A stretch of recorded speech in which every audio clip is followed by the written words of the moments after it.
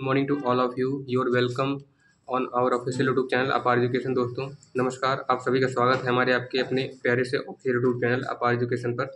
जैसे कि दोस्तों आज को आपको पता है कि आज का दिन 7 अगस्त 8वां महीने 2025 चल रहा है। थर्सडे यानी कि बृहस्पतिवार है और डेली करंट अफेयर्स यानी कि दैनिक समसामयिकी वाली इस वीडियो में आपका जीके जीएस कवर होने वाला है और आपके सामने 4 से 5 ऐसे इंपॉर्टेंट क्वेश्चंस रखे जाएंगे आपको समझाने के लिए एकदम आसान से आसान भाषा में। यदि आप किसी भी गवर्नमेंट या कॉम्पिटिटिव एग्जाम की यानी कि आप सरकारी या फिर प्रतियोगी परीक्षा की तैयारी कर रहे हैं तो उसमें सबसे ज़्यादा इंपॉर्टेंट आपके लिए हो जाता है। तो दोस्तों देखिएगा, जो जीके आपका होता है, जो जीएससी जनरल नॉलेज और जनरल साइंस होता है, इसके इंपॉर्टेंट जो टॉपिक्स होते हैं वो आपके गवर्नमेंट या कॉम्पिटिटिव एग्जाम में एक एक नंबर में पूछे जाते हैं। ठीक है, तो दोस्तों आइएगा दोस्तों बिना वीडियो को देरी किए स्टार्ट किया जाए ताकि जो है कम से कम टाइम में हम लोग ज़्यादा कुछ सीख पाएँ, ज़्यादा कुछ कवर कर पाएँ। देखिएगा पहला क्वेश्चन क्या है, भारत ने हाल ही में किसके साथ मिलकर वैश्विक क्षमता पहल के तहत पहली परियोजना शुरू की है। ठीक है, यानी कि अभी किसी देश के साथ भारत ने हाल ही में जो है साइन किया है, वो कौन सा देश है। ठीक है, तो आप लोग बोल सकते हैं इसे recently with which association India started the first policies और the first internship policies according to the initiative of world and global capacity. ठीक है, किसके साथ मिलकर के भारत ने पहली परियोजना शुरू की है, तो यूएन है पहला ऑप्शन, दूसरा यूके, तीसरा है यूएसए, चौथा है यूनेस्को। तो आपको बता दें भारत ने अभी हाल ही में यूएन के साथ यानी कि यूनाइटेड नेशन जिसे बोला जाता है संयुक्त राष्ट्र यानी यूनाइटेड नेशन के साथ भारत ने मिलकर उसके सहयोग से जो है अपनी पहली जो जितनी भी परियोजनाएं हैं उन पर साइन किया है, उसको शुरू किया है। ठीक है, तो by the association of United nation India started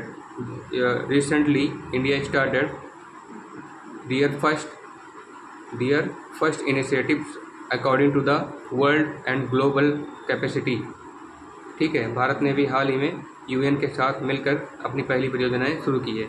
आइए दूसरा क्वेश्चन देखते हैं क्या है, हाल ही में सत्यपाल मलिक का 79 वर्ष की आयु में निधन हो गया।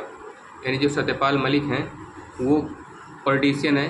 ठीक है, तो किस देश के हैं, मतलब भारत के अपने भारत के किस राज्य के हैं ये बताना है आपको।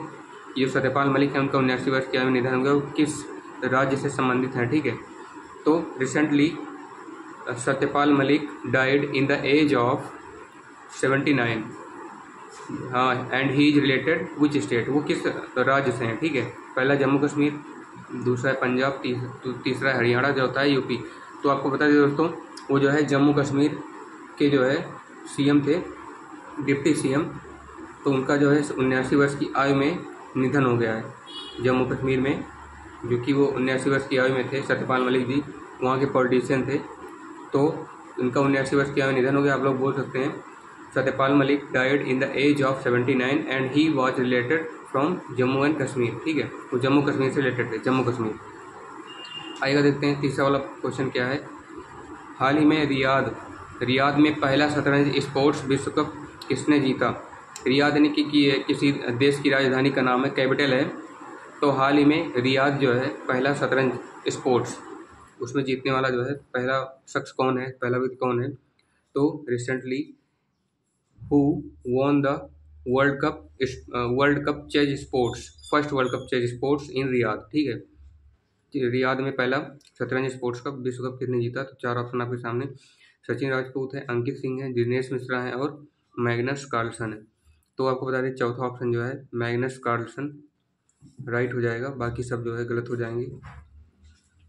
उसके बाद देखिए दोस्तों आगे वाला हमारा जो क्वेश्चन है, आप लोग ध्यान से कंटिन्यू एंड तक इस वीडियो को जो है देखते रहिएगा। क्या है, 7 अगस्त को MS स्वामीनाथन शताब्दी अंतर्राष्ट्रीय सम्मेलन का उद्घाटन कौन करेंगे।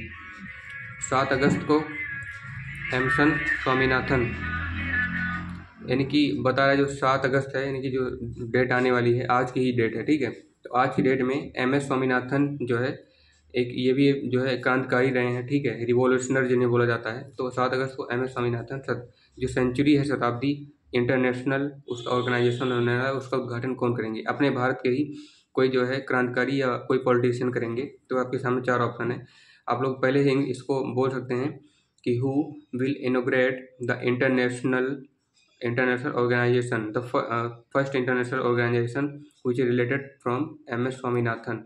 ऑन द डेट ऑफ 7 अगस्त को कौन करेंगे?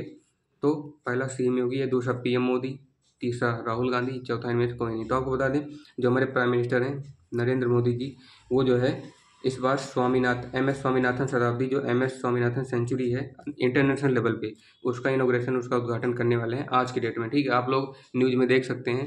तो पीएम मोदी जी का ऑफिशियल यूट्यूब चैनल है, इसका नाम है नरेंद्र मोदी। ठीक है, उस नाम से सर्च करेंगे तो जहाँ जहाँ उद्घाटन करेंगे जो है आज इस प्लेस पे जाकर के जो है उद्घाटन करेंगे। ठीक है, MS स्वामीनाथन शताब्दी अंतर्राष्ट्रीय सम्मेलन। आइए देखते हैं आगे हमारा क्वेश्चन क्या है। हाल ही में किसने Bharat electronic mobility index IEMI यानी कि इंडियन इलेक्ट्रिक मोबिलिटी इंडेक्स, ठीक है, इसे बोला जाता है Bharat electronic mobility index, launch किया किसने? तो recently who launched Indian electric mobility index? ठीक है, किसने लॉन्च किया? तो भारत की कोई जो है इंफॉर्मेशन टेक्नोलॉजी या नीति आयोग से संबंधित है। तो पहला है सूचना प्रौद्योगिकी, दूसरा है नीति आयोग, तीसरा है चुनाव आयोग, चौथा इनमें से कोई नहीं। आपको बता दें नीति आयोग, जिसे हम लोग बोलते हैं पॉलिसीज कमीशन, ठीक है, लॉ कमीशन बोलते हैं, ना कि इंफॉर्मेशन टेक्नोलॉजी या इलेक्शन कमीशन भी नहीं है। इंडियन ऑफ दिस तो हो ही नहीं सकता। ठीक है, तो नीति आयोग ने भी हाल ही में Bharat electronic mobility index IEMI launch किया। तो Indian electronic mobility index was launched by planning commission, NITI Aayog. ठीक है, आइए देखते हैं सबसे लास्ट वाला क्वेश्चन जो है हमारा। देश में पहली बार दैनिक UPI आधारित लेन देन कितने मिलियन के पार हो गया है ना? ये सबसे अच्छा क्वेश्चन है। आपको पता होगा कि हम लोग आजकल UPI पेमेंट करते हैं, चाहे गूगल पे हो, फ़ोनपे हो, पेपाल हो, ठीक है, या फिर जो है पेटीएम हो, कि कोई भी हो, तो उसमें हमारा UPI जो है ये यूनिफाइड पेमेंट इंटरफेस, इसका सबसे ज़्यादा कंट्रीब्यूशन योगदान रहता है। तो इसमें पूछा है कि कितने बार आंकड़ा जो है लोगों का लेन देन करने में, ट्रांजेक्शन करने में पार हो गया। ठीक है, तो the first time in India how much times the data of transaction data done by the transaction of the people across 100 million। ठीक है, अक्रॉस विच मिलियन, कितने मिलियन के पार हो गया? तो आपके सामने फिर से चार ऑप्शन, 200 मिलियन है, 400 मिलियन है, 700 मिलियन है और 105 मिलियन। तो आपको बता दें इंपॉर्टेंट डेटा जो निकल के आया है वो है 400 मिलियन प्लस, यानी कि इस बार भारत में ही अपने 400 मिलियन से ज़्यादा लोगों ने UPI का ट्रांजेक्शन यानी कि ऑनलाइन पेमेंट जो है UPI के थ्रू किया है। 400 मिलियन का मतलब समझ रहे होंगे ना, लगभग 40 करोड़ जो है। ठीक है, 1 मिलियन में 10 लाख होता है। ठीक है, तो 4 मिलियन में 10 लाख और 40 मिलियन में जो है क्या हो जाएगा 4 करोड़ और 400 मिलियन में 40 करोड़। ठीक है, तो लगभग 40 करोड़ के आसपास के लोगों ने इस बार UPI का जो है UPI के थ्रू ट्रांजेक्शन किया है। तो इस वीडियो में इतना ही दोस्तों। आप लोगों से आशा है कि आप लोग इस वीडियो को स्टार्टिंग से लेकर कंटिन्यू इन तक देखे होंगे, आपको एक एक पॉइंट जो है हमने जो बताया वो समझ में आ गया होगा। तो दोस्तों इसी के साथ मिलते हैं आपसे नेक्स्ट वीडियो में, तब तक के लिए पढ़ते रहिए, मस्त रहिए, धन्यवाद आपका।